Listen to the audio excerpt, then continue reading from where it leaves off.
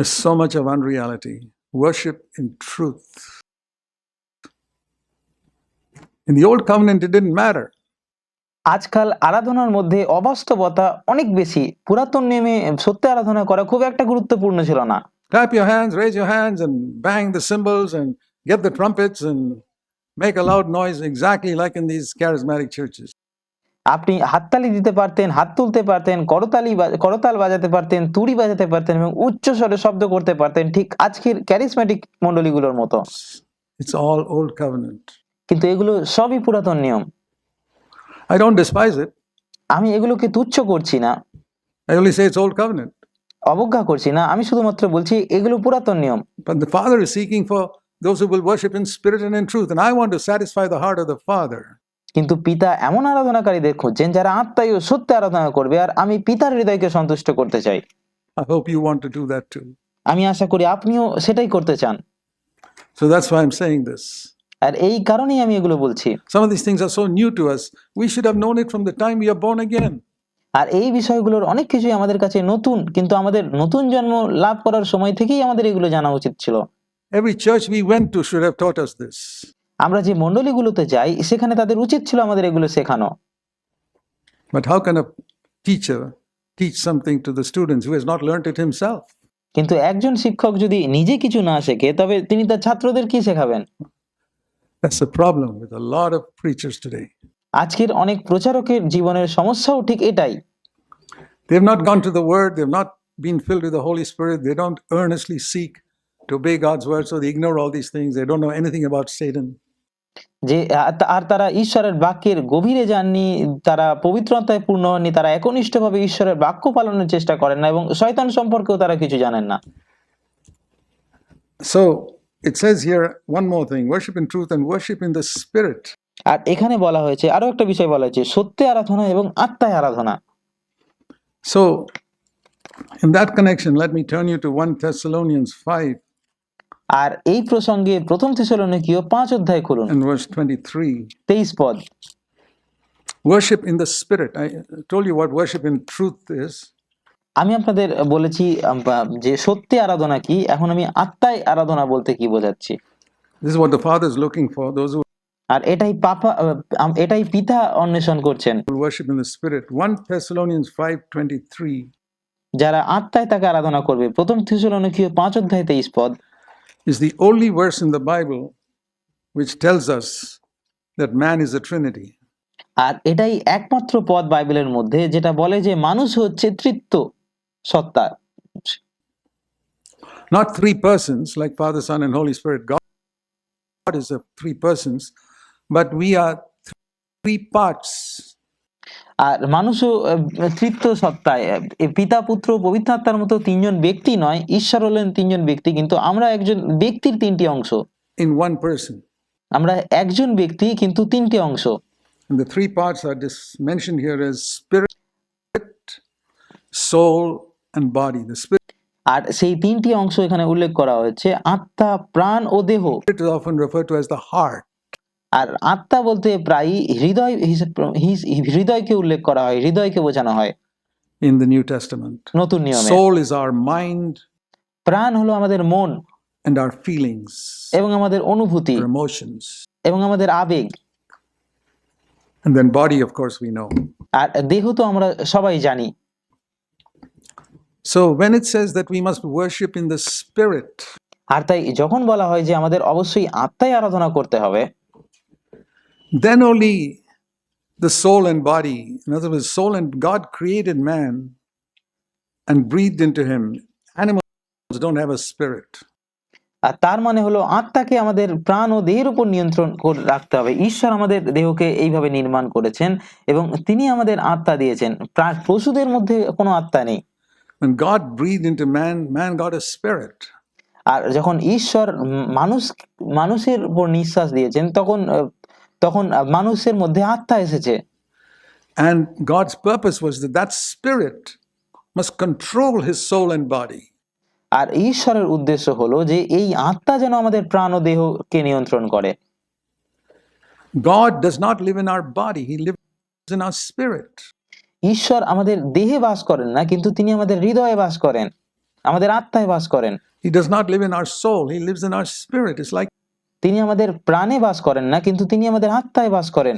in the Old Testament tabernacle, আর অন্যভাবে বলতে গেলে পুরাতন নিয়মে যে তাম্বু ছিল, পবিত্র তাম্বু ছিল, there were three parts. সেটার 3টি অংশ ছিল। Outer court, which everybody could see, which is একটা বাইরের প্রাঙ্গণ ছিল যেটা সবাই দেখতে পেত, like the body, দেহের মতোই, and the tent of the tabernacle, two hidden parts that এবং তার ভিতরে দুটো লুকোনো অংশ ছিল you could not see. যেটা মানুষ দেখতে পেত না, কেউ দেখতে পেত না। The two hidden parts inside is soul and spirit. আর সেই দুটি লুকোনো অংশ হলো প্রাণ ও আত্মার মতো। An exact picture আর এটা একটা চিত্রের মতো হুবহু, of man is the tabernacle of God. যে মানুষ হচ্ছে ঈশ্বরের মন্দির, ঈশ্বরের পবিত্র তাম্বু। Body and soul and spirit, those hidden part of the tabernacle, যে পবিত্র তাম্বুর যে ভিতরের স্থান, বাইরের স্থান, এগুলি হচ্ছে আত্মা, প্রাণ এবং শরীরের মতো। and inside the tabernacle, between the holy place and most holy place, was a thick veil. আর সেই পবিত্র তাম্বুর ভিতরে পবিত্র স্থান এবং মহাপবিত্র স্থানের মাঝে একটি পুরু পর্দা ছিল, Showing that you could not go in there. যেটা নির্দেশ করতো যে আপনি সেখানে প্রবেশ করতে পারবেন না, অতি পবিত্র স্থানে। So if that is body, soul, and spirit, the message of that was you cannot worship in the spirit now. আর তাই যদি সেটা আমাদের আত্মা, প্রাণ এবং দেহ হয়, যার তাহলে তার মানে হচ্ছে যে যে আমরা আপনি এখনো আত্মায় আরাধনা করতে পারবেন না, কারণ পবিত্র স্থান এবং অতি পবিত্র স্থানের মধ্যে একটা পর্দা আছে। You cannot go into the most holy place. তাই আপনি মহাপবিত্র অতি পবিত্র স্থানে যেতে পারবেন না। That's the meaning of the veil there. আর সেখানে পর্দা থাকার মানেই এটা। But when Jesus died, that veil was rent, কিন্তু যখন যিশু মারা গেলেন তখন সেই পর্দাটি ছিঁড়ে গেল, saying now you can worship in the spirit. যার অর্থ হলো এখন আপনি আত্মায় আরাধনা করতে পারেন, Go right in. আপনি সরাসরি ভিতরে যেতে পারেন অতি পবিত্র স্থানে। So worshiping the body and worshiping the soul, stirring the mind and the emotions, আর তাই প্রাণে আরাধনা করা অর্থাৎ মন ও আবেগকে উত্তেজিত করে আরাধনা করা, is old covenant. এটা হলো পুরাতন নিয়ম। The veil has been rent. কিন্তু এখন যেহেতু পর্দাটি ছিঁড়ে গেছে, We can now worship in the spirit. We can go right into God's presence তাই এখন আমরা আত্মায় আরাধনা করতে পারি, আমরা সরাসরি ঈশ্বরের উপস্থিতিতে যেতে পারি and worship in the spirit. এবং আত্মায় আরাধনা করতে পারি। So when I'm emotionally excited about a song that I sing, আর তাই যখন আমি একটি গান নিয়ে আবেগপ্রবণ হয়ে পড়ি, it's not necessarily, you'll feel very nice, but it's not spiritual. তখন সেটা শুনতে হয়তো খুব ভালো লাগতে পারে, কিন্তু তার মানে এই নয় যে সেটা আত্মিক। That's not worship in the spirit. It's এটা আত্মায় আরাধনা করা নয়, worship in the emotions. এটা আবেগের মধ্যে আরাধনা করা। I'm not against it. It's an old covenant thing, but the Bible says God is eagerly looking for those who will worship in the spirit. Not আবেগের আরাধনা মানেই আত্মায় আরাধনা নয়, আমি এটার বিরুদ্ধে নই, কিন্তু বাইবেল বলছে ঈশ্বর ব্যাকুলভাবে তাদের অন্বেষণ করছেন যারা আত্মায় আরাধনা করবে। I want to be in that category. আর আমি সেই দলেই থাকতে চাই যারা আত্মায় আরাধনা করবে। The veil has been rent. পর্দাটা এখন ছিঁড়ে গেছে, We can worship God in the spirit now. তাই এখন আমরা আত্মায় ঈশ্বরের আরাধনা করতে পারি। That means I use my mind, I use my emotions, of course, I use my tongue. যার মানে হলো আমি আমার মন ব্যবহার করব, আমি আমার আবেগ ব্যবহার করব, এবং আমি আমার জীব ব্যবহার করি এবং দেহ ব্যবহার করি, I use my body, আমার শরীর ব্যবহার করি, but it comes out from the spirit কিন্তু এটা আমার আত্মা থেকে আসে। in the presence of God. ঈশ্বরের উপস্থিতিতে এটা আমার আত্মা থেকে উচ্চারিত হয়। And that veil being rent, we are told in Hebrews 2, is the rent flesh of Jesus. His self-will was rent. আর ইব্রিয় পুস্তকে আমাদের বলা হয়েছে যে সেই ছিঁড়ে যাওয়া পর্দাটি হলো যিশুর ছিন্ন ভিন্ন দেহ, তার নিজের ইচ্ছা ছিন্ন করা হয়েছিল। It is the way of the cross. It's called a new and living way into the most holy place. এটাই ক্রুশের সেই নতুন ও জীবন্ত পথ যেটা আমাদের অতি পবিত্র স্থানে নিয়ে যায়। So I learned from that আর তাই আমি এটা থেকে শিখলাম যে if I want to worship in the spirit, যে আমি যদি আত্মায় আরাধনা করতে চাই, I have to take up the cross তাহলে আমাকে ক্রুশ তুলে নিতে হবে and die to myself. That's এবং নিজের কাছে মৃত হতে হবে। why we make the message of the cross central এই কারণেই আমরা এই মণ্ডলীতে ক্রুশের বার্তাকে কেন্দ্রবিন্দুতে রাখি। in this church. the more I die to self in the different situations of life when I'm tempted, আর প্রলোভিত হওয়ার সময় জীবনের বিভিন্ন পরিস্থিতিতে আমি যত বেশি নিজের অহংকারের কাছে নিজের কাছে মৃত হব, the more I can worship God in the Spirit, because তত বেশি আমি আত্মায় ঈশ্বরের আরাধনা করতে পারবো, কারণ I'm going through the veil into the most holy place. আমি সেই পর্দার ভিতর দিয়ে অতি পবিত্র স্থানে প্রবেশ করছি, And I can worship God. যেখানে আমি আত্মায় ঈশ্বরের আরাধনা করতে পারি। When you think about all this, আর তাই যখন আপনারা এই সমস্ত কিছু ভাবেন, you see how little people have understood the new covenant.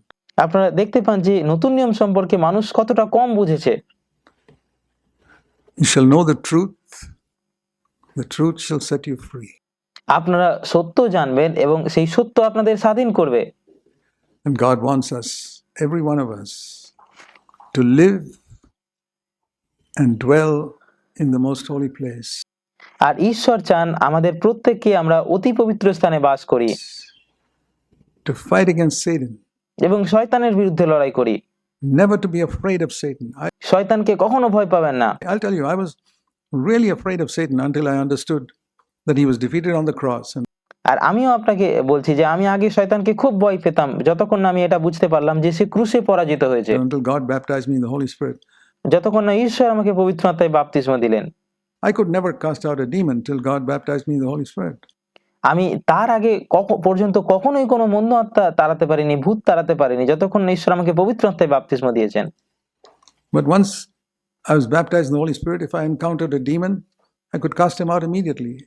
কিন্তু একবার পবিত্র আত্মার বাপ্তিস্ম পাওয়ার পর কোনো মন্দ আত্মাগ্রস্ত মানুষের ব্যক্তির সম্মুখীন হলে আমি একটি বাক্যের মাধ্যমে সাথে সাথেই তাকে তাড়িয়ে দিতে পারতাম। Every time with one single sentence, every demon I've ever cast out in my life, one sentence and the demon is gone.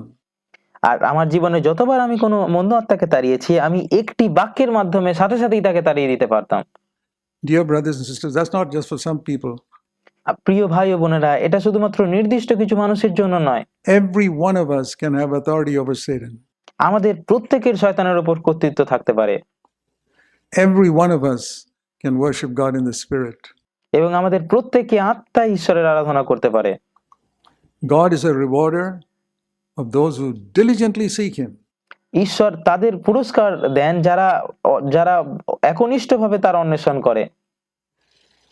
Seek Him diligently. যারা একনিষ্ঠভাবে আপনি ঈশ্বরকে একনিষ্ঠভাবে অন্বেষণ করুন, তাকে খুঁজুন। And we can also enter into the new covenant life. তাহলেই আমরা নতুন নিয়মের জীবনে প্রবেশ করতে পারবো। Amen. আমেন।